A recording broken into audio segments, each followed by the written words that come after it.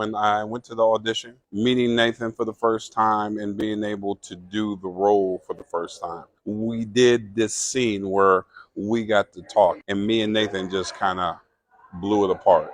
I just had a strong feeling that this was going to go and be a good show, and this was going to be a show I was going to be on. So in the audition room.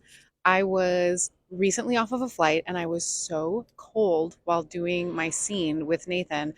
I couldn't remember my lines, even though I knew them. And so I needed to warm up.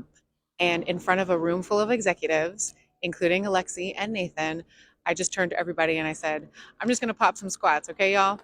And then I did my scene and I knocked it out of the park. When you were coming into audition for The Rookie, anything that happened to you that made you think either you're going to get this one way or another? I have a very weird superstition that whenever I come in contact with somebody who's a part of a project, the job is not going to go my way. I was at the farmer's market one day and my daughter saw this very unusual vehicle, and the gentleman driving it, his name was, he's a big actor.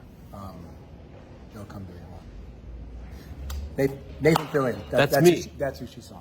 That's me. She saw him in this spaceship of a car, and I said, I'm never getting this job. There it goes. I blew Bradford is it. not I just blew it. I was in a towel. I literally opened up the door, and so I think I met Nathan during the rehearsal for this, and I'm like, "Hi, nice to meet you. I'm in a towel. Let's do a cute scene." I had to sit in a coffin for several hours while a scene transpired, saying strange words while people were outside confused. Who is that? Why is he saying those things? I wasn't dead. I was just in a coffin. This is a shout out to Melissa O'Neill. We were going to do a lunch scene, and it was one of the biggest scenes that I had done with all of the cast. So I was a little bit nervous, and she came up to me and she grabbed me by the arm, and she was just like, "How you doing?" And she walked me down to the lunch set area, and she made me feel totally comfortable, and I am forever grateful to her for doing that for me. When we did the table read, and we hadn't shot the pilot yet, and after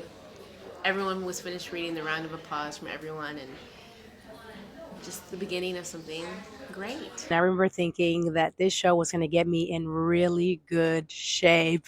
They had me running, not just on flat ground, but uphill in the mountains. And keep in mind, I'm like wearing like my long sleeves, and I have like my tactical belt where it's filled. It's a heavy belt. People don't realize like it can get tricky. And I remember like rolling around and thinking, my God, we're off to a good start.